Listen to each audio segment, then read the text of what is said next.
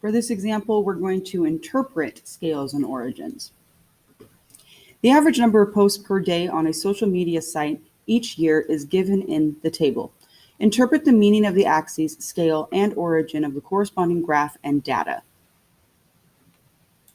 So we've got the years 2008 to 2017, average posts per day in millions, 15 to 625. And then they put it onto a graph here.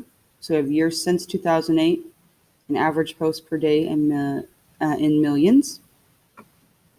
So we can see that the x-axis represents the number of years since 2008 because it's not appropriate to start at the year 0. The y-axis represents the average number of posts per day in millions on the social media site. Right? So just like in the last example, starting at 0, meaning year 0, would not be appropriate for this graph. The x-axis has a scale of 1 mark equaling 1 year. The y-axis has a scale of 1 mark equaling 50 million posts. Right? Since they had to go from 0 all the way to 625 or 650, going by 50s was the most appropriate scale for this graph so that you don't have a bunch of little tiny spots.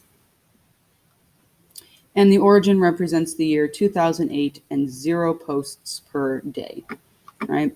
And so notice the dot is a little bit above that because there were 15 million average posts per day.